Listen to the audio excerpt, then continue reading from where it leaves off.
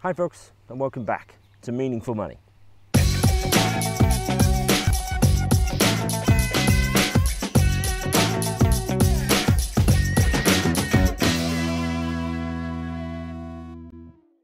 Okay, bit of a change of scene. I'm here at South View Lodges, just a couple of sort of holiday lodges just outside of Exeter.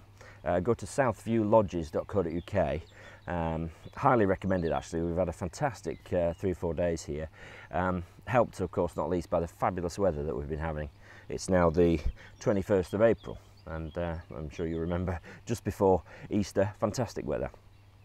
This is our lodge behind me. There's just two here. Beautiful lake about 10 feet in that direction, but I can't really show it to you because of where the sun is. I'd be in shadow otherwise. Our lodge is behind me. In fact, just behind me is a hot tub, and I did think very briefly about shooting this video with me in the hot tub, but I thought you good people were probably mentally scarred enough after seeing me ponce around the woods in a bunny costume a couple of videos ago. Did you enjoy that? We're going to continue talking about working with an advisor. And we're going to talk about advisor qualifications. Before we do that though, as ever I've got to thank my good friends at 7 Investment Management who sponsor the show, so thank you to them. About 25 years ago probably now, you didn't have to have any qualifications to be a financial advisor, and when you think about it, that's terrifying given the amount of money we have to look after on behalf of our clients. There were some qualifications you could do, but they weren't specifically financial advice related. There were things like the ACII and the FCII qualifications, CII bit being the Chartered Insurance Institute. But there were no sort of dedicated financial advice exams, and I can't remember the exact year, couldn't really be bothered looking up, but it's roughly 25 years ago. Something called the FPC became the minimum standard. That's Financial Planning Certificate. At the same time, there was an advanced FPC, which the better advisors sort of worked towards as well. But the minimum standard was the FPC. And since then, it's got a lot more confusing, particularly in light of something called the Retail Distribution Review, which is a bunch of legislation coming in at the beginning of 2013, which I'll explain in a couple of videos' time. But it has basically blown the market wide open for qualifications. And what that means is that there's a sort of great alphabet soup of letters after advisors' names. To give you an example of that, as it stands at the moment, the equivalent of what used to be called the FPC, the Financial Planning Certificate, is now called the Certificate in Financial Planning. Very subtle but important difference there. Okay, Certificate in Financial Planning. There's also something called Certified Financial Planner and Chartered Financial Planner. And what you should spot from all of those is that they've got the same initials, right? It's just designed to be confusing. As it happens, only the Certified Financial Planner is allowed to be shortened to CFP, but hey.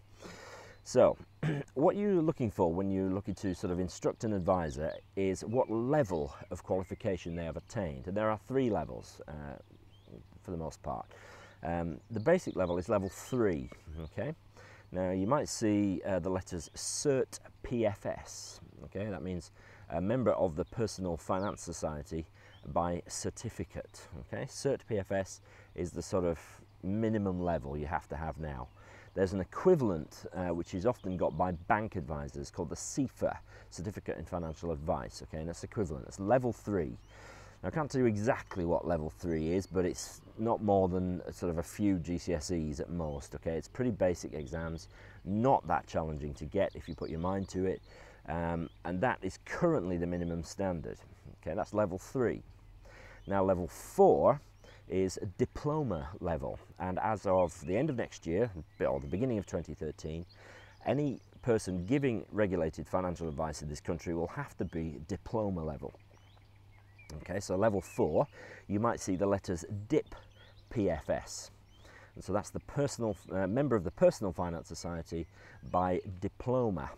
Okay, you may also see DIP FA, and there may even be a couple of others. But what you're after is the level. Level 4, diploma level, is the sort of accepted term. So that's going to be the minimum from the 1st of January 2013, and that's level 4. Now level 6 is essentially sort of degree level, so they reckon. bachelor's degree level. And there's two sort of bunches of letters you're looking at for that, or really two names, if you like. One is Chartered Financial Planner, and the other one is Certified Financial Planner. All right, it's just designed to be confusing, isn't it? Chartered Financial Planner, you attain that by examination primarily, okay? And Certified Financial Planner is more application of that knowledge by means of case study. And you have to be able to write a financial plan to international standards to become a certified financial planner.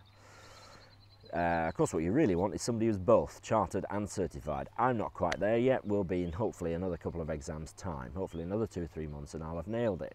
But I am a certified financial planner, and for my money, those are the advisors who have learnt really to apply the knowledge that they've learnt in the exams. So you've got levels 3, 4 and 6. Not sure where 5 went, but anyway. So 4 is the incoming minimum standard. It's diploma level. So look for DIP PFS or DIP FA after the advisor's name. Okay.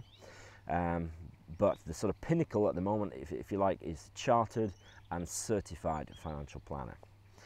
Now, on top of all that, there's mortgage qualifications. It's just a bit of a nightmare, really. But remember 2 things. Firstly, somebody may have sat a whole load of exams, but you need to ask what their specialism is. If you have a particular need when you're going to approach an advisor, you need to make sure they're competent in that area. To give you an example, I am 2 exams away from being a chartered financial planner. I am a certified financial planner, but I've yet to sit a single exam in pensions. Okay, I hate pensions.